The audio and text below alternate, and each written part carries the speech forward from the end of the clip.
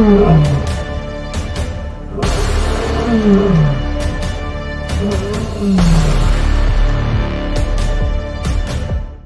gagenda mwembi muwunya kano kwawunya nakisi nawe manyi kuwunya nakisi. Saying that I'm Mukoddomi of Museveni, how has the country benefited? Are you a problem creator or you have you what where are the traces of what you have done for the people? How has your name featured in the media, however much you control it? No muwala ngayitawa, no muwala ayitawa.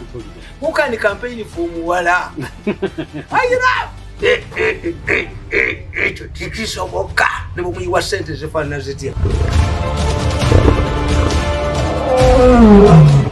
Abagala okubba ekibiina kya Bobi Wine obutambi bulio abusiri recording naye kyokolo azimba kaddenga amawuma n'amasuuti ge oyo ababbi ba sente nnyo abafekete bannamulindyamu bakazungu bazabuliwo tulina kalevu zabuliwo tulina nazajja azijja kattono oyo azijja katte azijja katte ng'ejjenje oyo naye zabuliwo tulina namulindyamu n'obutambyo bera mukwate ku kibiina kya Bobi Wine kalevu ngendo mukuba alwanira ekibiina kyanyo ogwadda basajja okukoza ogwa buli wamu kwata ku kibiina kya Bobi Wine kubenga malevu.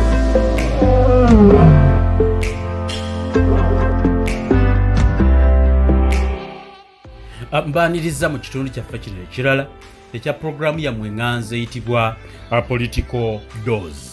Programu yaffe y'olunaku olwaleero mbasuniddeko katono ku bigendo gibeeramu naye programu eno ewagiddwa Haji Mukisa Karim.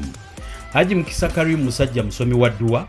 Haji Mukisa Karim ngeri erinnya lye Mukisa asobola okulombera edduwa n'ofuna omukisa mu bisinga by'okola. Yogerako Haji Mukisa Karim oba oli wano oba oli mitala w'amayanja mujja kwogerezeganya ye ate emboozi esobola okuba nga evaawo ku nnamba y'essimu gy'olaba ku screen. Oyo gw'olaba ye Haji Mukisa Karim, yogerako ne Haji Mukisa Karim awagidde program Political Dose y'omulundi guno. Joseph Tamale Emirundi Senior y'omu ku basajja emmwaŋŋuli n'abateerawo nja kubabuulira ekyaliwo. Kale nno kazze ne Tamale Emirundi Senior. I want to read this book of mine. Me, when I write, that's why I'm a very arrogant man. I predict things. And when I predict 10 things, I see it. Even my enemies have reached the conclusion that I'm a special person. I had one of our people say, I wish we had listened to this man. But he said, much I wanted to protect that man. The majority of the members of the fellowship were opposed to him.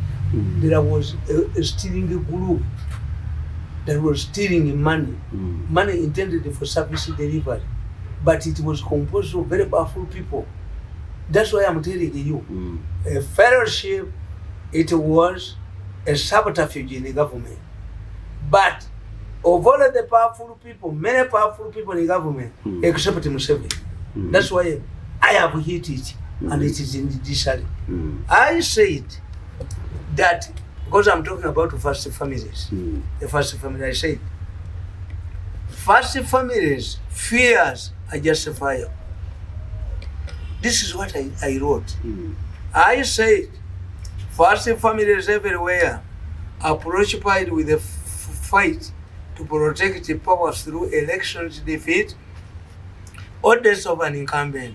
Saying that I'm Mukoddomi of Museveni, how has the country benefited?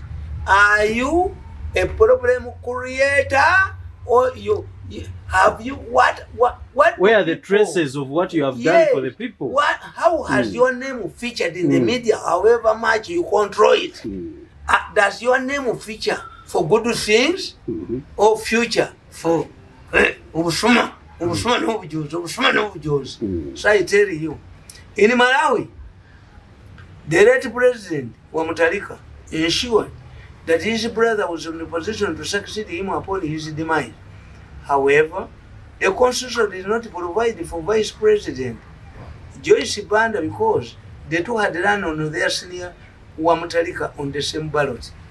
This man knew that he was sick. She wanted Wamutalika because the Wamutalika family is rich. The senior Wamutalika was working in the PTA where he got a lot of money.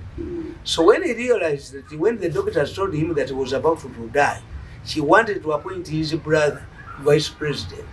But he had committed himself. This is the problem of having a vice president who comes on the same ballot, a vice president continuity. That's why in Uganda it's flexible. Second, cannot claim that he is a vice president for continuity. So Mutalika had a problem. Why? He could not make his brother vice president because he would only divorce politically the Joyce Banda by going back to the election. He appointed him his brother prime minister. And because of the antagonism, Joyce Banda went, formed her party, but he remained the vice president until she blundered, selling the presidential jet.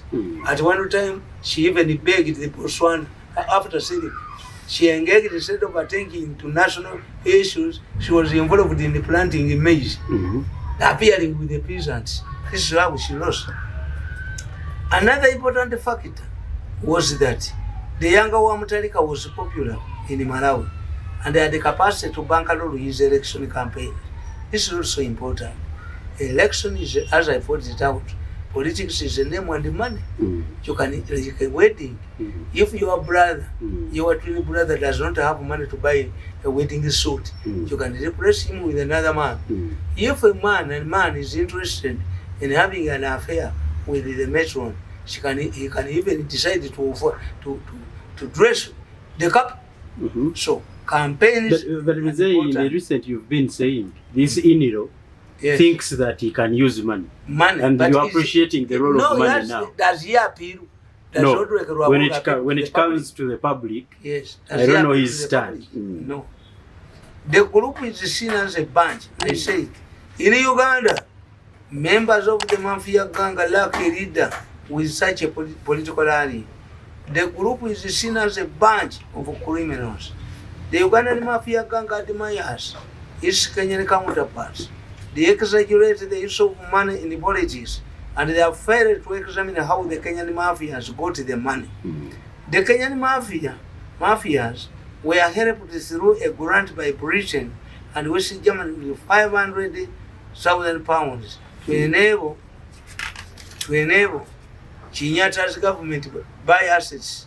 Kenyans do not cry, only claim on these assets because they had gone through harsh times and lost a lot. On the contrary, the Ugandan mafia has stolen from the poor.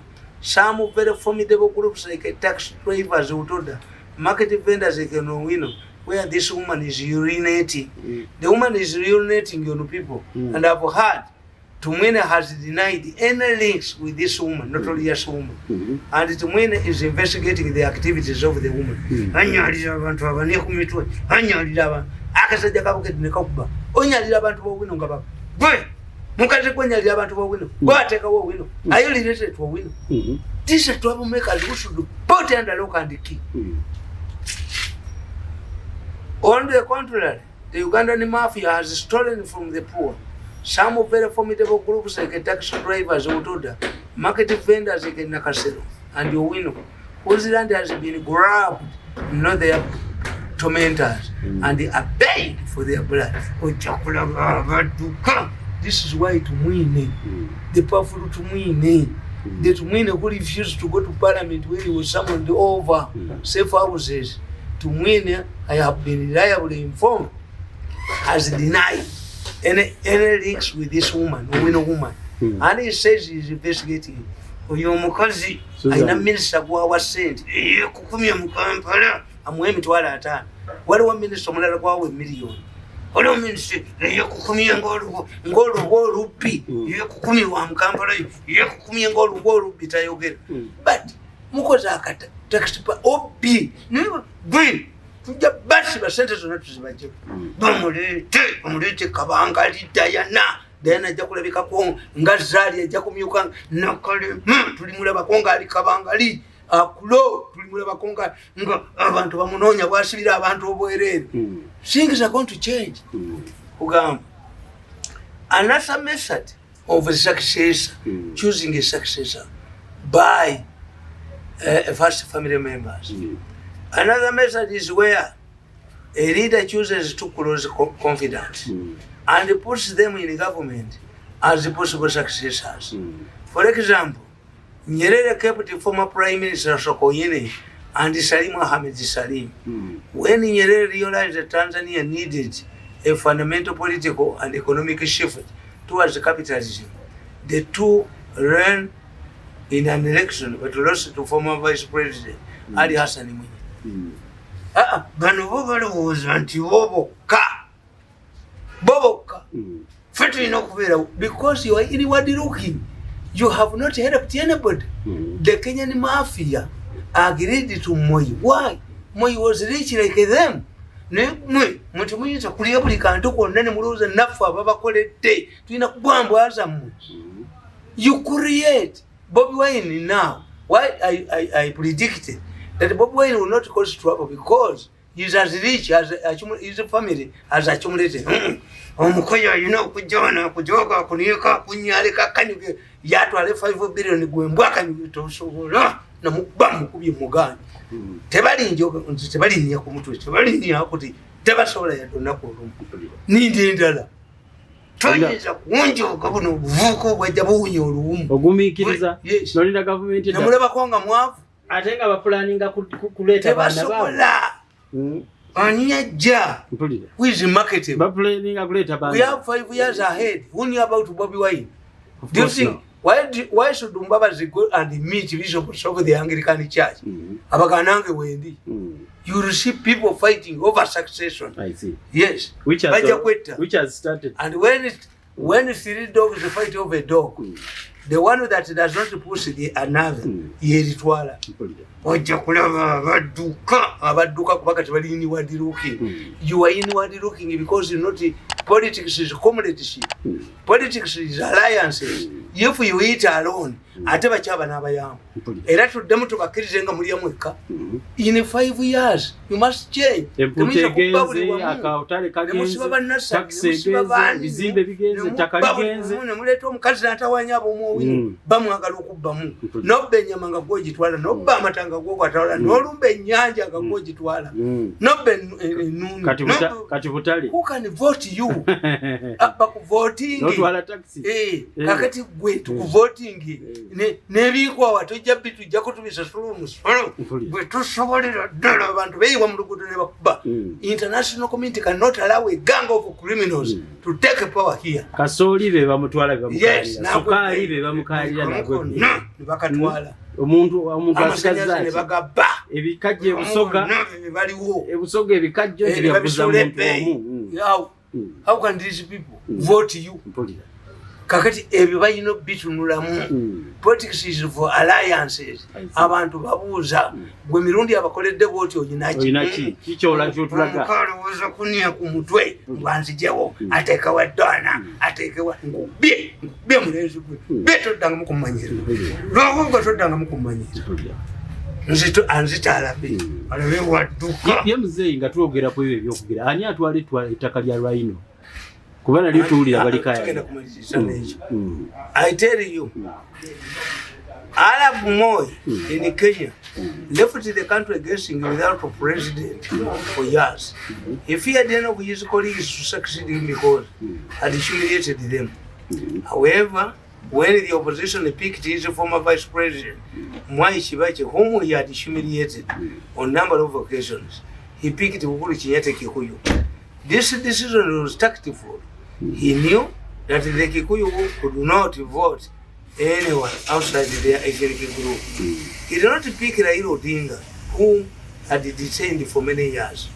By selecting Uhuru Kenyatta, Moi forced the opposition to pick Kibaki, who could not have made it on his own. Kibaki was, however, haunted by his earlier statement he made at the height of the reformist movement when he likened the Kanu to a muvule tree, which could not be cut using a razor blade, said Omugume, Omugume, call it mahogany. More effectively noted that Pikiti Uhuru, as his successor, was retaining the presidency to the Kenyatta family. He knew when to use Kenyatta's contribution to the political career, his political career, and when to rally Kenyans against the arrogant Kikuyu. Furthermore, a retiring president can groom his successor from his secretariat all through the country. This, I think, is the best. Get people from the ruling party, like Chama cha Mapinduzi, market them to foreign affairs, and like Nyerere did it to Joseph Mkapa. Put them in the military for respect. Nayet no muwala ngayitawa. No muwala ayitawa. Who can campaign for muwala? I love that we are robots. Can Uganda be ruled by a woman? You are joking. Tewali yo umukazi tasobola kufuka gwanga lino ne bwe begatande n'abagerekanani ekyo tikisoboka ne bwe muyiwa ssente zifaanana zitya ne bwe bagulira omwenge abatamiivu. Leave out to the muwala thing. It cannot work. Finally, some leaders resort. Yes, I'm telling you. Like if Museveni picks Zimbabwe's obviously. Finally, some leaders resort to their former opposition leaders. Is it what Museveni is planning? Dr. Besigye started here for this to protect the interests of the Western elites. This explains why has managed to succeed where other opposition leaders have failed. He gets funding from his allies in the government as well as from the mafia gang.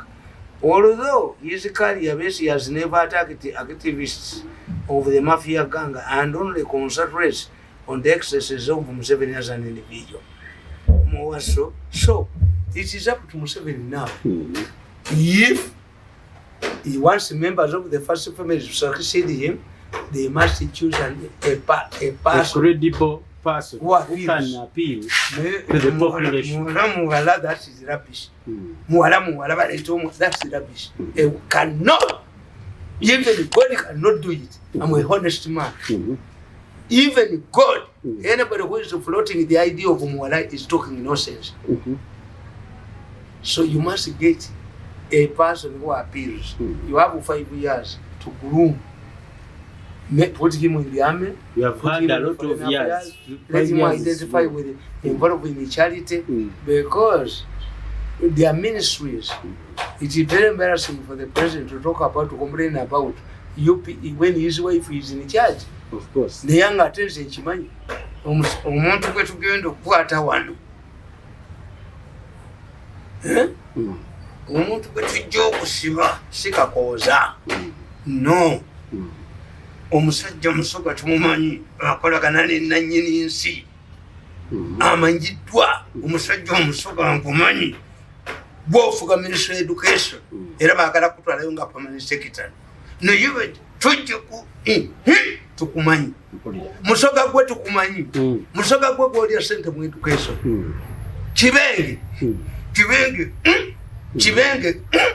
Kibenge wetegeke Kibenge prepare Kibenge kwalya ssente mu education Kibenge ate nze ngenda okwogera nga data Kibenge mukazi ono abaana beetegeke mukazi oyo yeetegekera okubeera ng'oli mu kkomera Kibenge kakati let me talk about this issue. Captain Roy was a pirate. He bought to that land and bought to the white rhinos. The thieves realized that Captain Roy had health problems.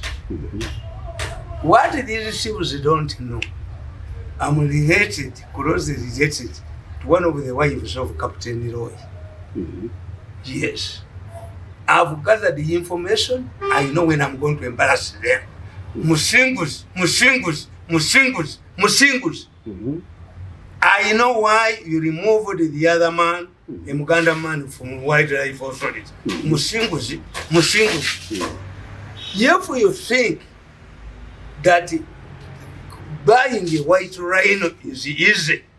Sell your cows and buy one. Musingus, I've gathered a lot of information. And I know when I'm going to release it. And we shall ask the international community that if this is war land is taken by thieves, then you shun it. Because for me, I know. What they want to know, Musingus, look at me. When I fight a battle, in many ways, like when I predict 10 things, I see 8. I will defeat Musingus. Because they have been fighting this man to grab it. The man brought to the white rhinos on his own cost. What they do, because they want the horn of the white rhino, they claim, when you are selling it to the Chinese, they claim that we are selling a horn from a dead rhino. I'm going to attack. I'm going to publish a book. I've written it. I have gathered all the information. Country your pussy, mwekali. Abali mukubetako mwebali. But why don't name abatakuta? Abali rokuchinduka. Abali rokuchinduka. Abanyampise swaka. Abanyankola bede bagamante abanyampise chiniga. Nti you push when you push too tight. But this banyankola nabba.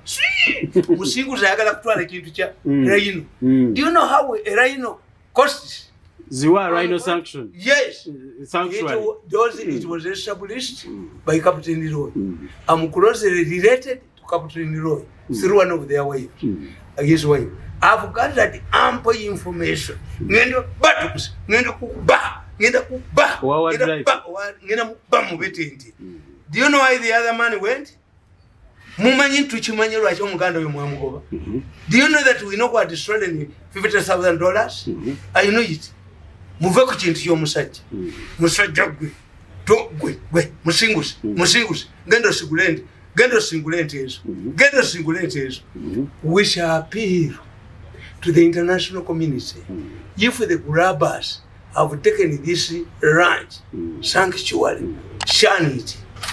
Because what they want is sell the rhino horns. Musinguzi genda ogule ebibyo.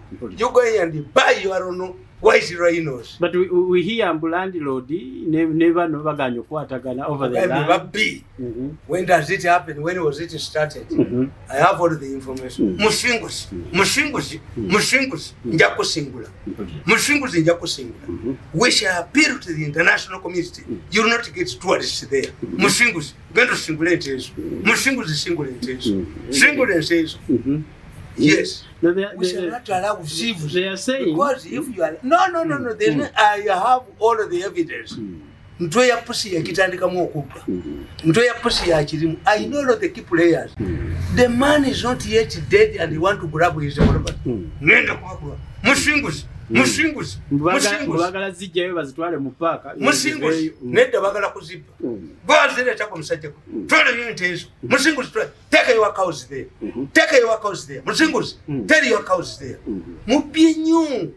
Sente mubye za tourism. Mubye za covid. Ne yumwe basajja mwe ba Musinguzi abatawumula.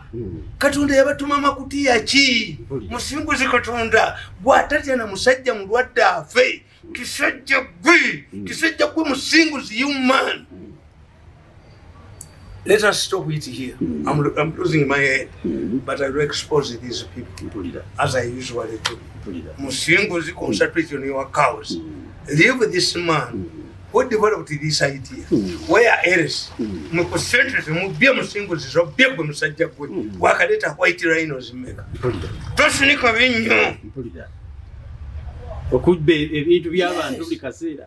Olina yekyandikawo kye yeetandikiddewo. Genda oleete ezizo. Musajja gwo genda oleete ezizo. I will fight him. I will fight the problem. Bali njagala muzeeyi tusembyeyo n'ensonga ya Katikkiro Mayiga gye yagenze eri.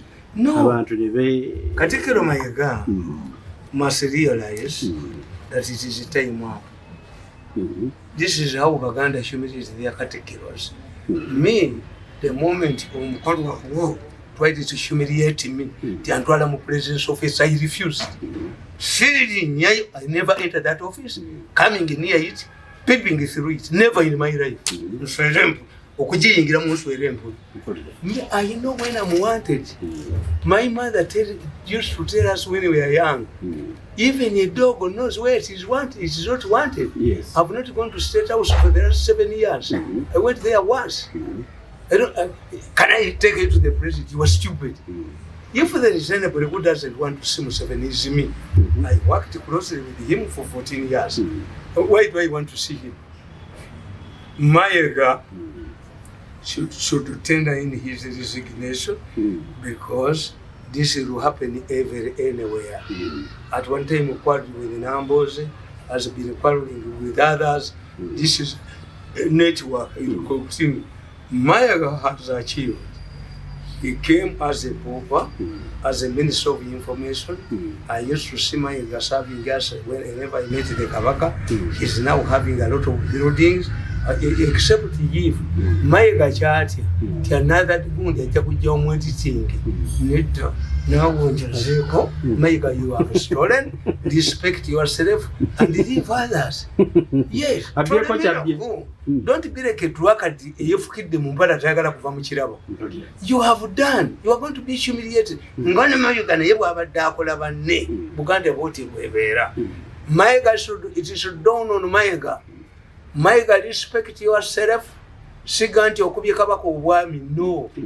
Era nagamba ko gundi walusiimi nti kwata kiddamula kyabwe kibakanyige. Mi njonjoga ngojoga. Kwata kiddamula kyabwe kibakanyige. Kati nempulira omuntu ayo anvuma mu government. I just tell their driver not to come back. Bagikomya wonjoja. Ban their vehicle.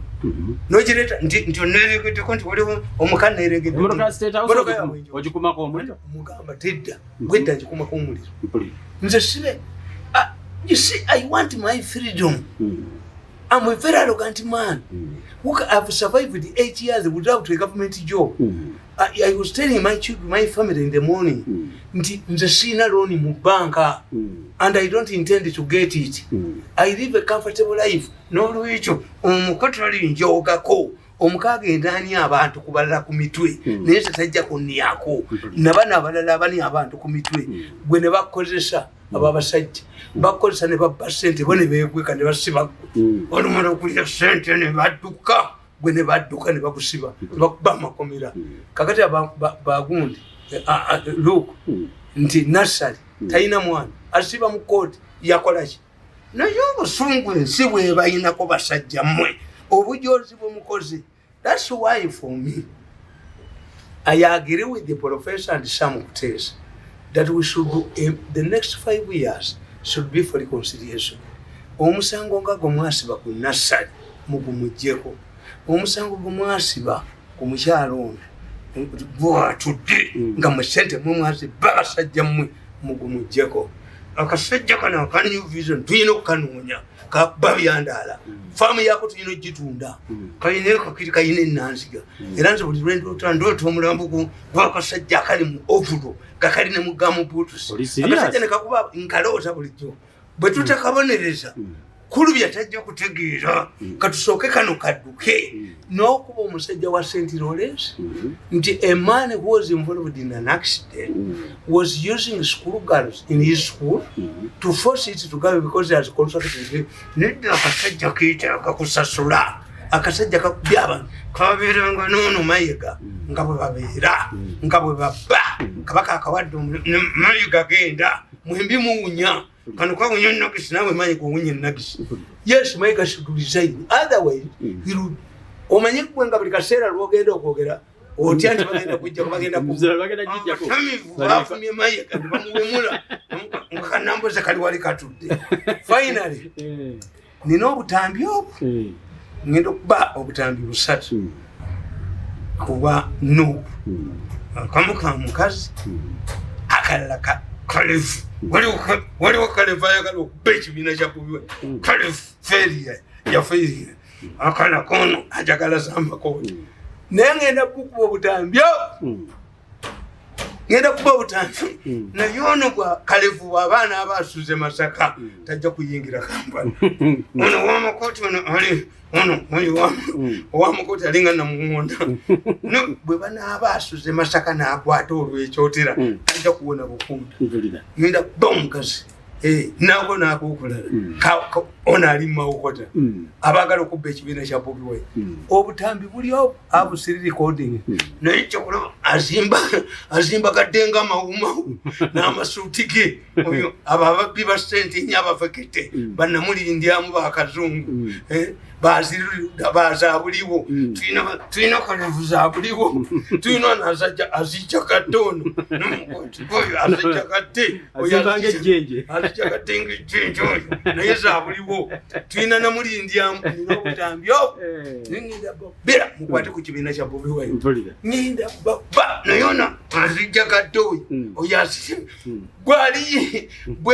bwali basuze Masaka taliyita bukunda nga tebannamwasamu ono Kalevu ono Kalevu ngenda omukuba alwanira ekibiina kyanyo ogwadda basajja okukoza okuwa buli wamu kwata ku kibiina kya Bobi Wine benkumalewo bejogo waliwo ali mu mawokota ngenda mukuba obutambyo nebugenda ojja kulaba namulindyamu ngadduka taliddamu kwogera namulindyamu ono azijja kate ngowa pikipica yawe ndevu Mr. Ndevu yagwa mu bulwana ndevu va ku kibiina kya muno ndevu Kalevu muva ku kibiina kya Bobi Wine Kalevu ngenda kuba Kalevu bwali basuze Masaka bwali basuze mu Kampala ne beya bucket seat ono azijja kadde ono bwali basuze Masaka alidukira Tanzania naye taliyita bukunda namulindyamu muninde muwulire. Okay, bwetyo bwe tumaliriza ekitundu kyaffe kino tubeebaza nnyo okutuwakira mbatumidde mweraba.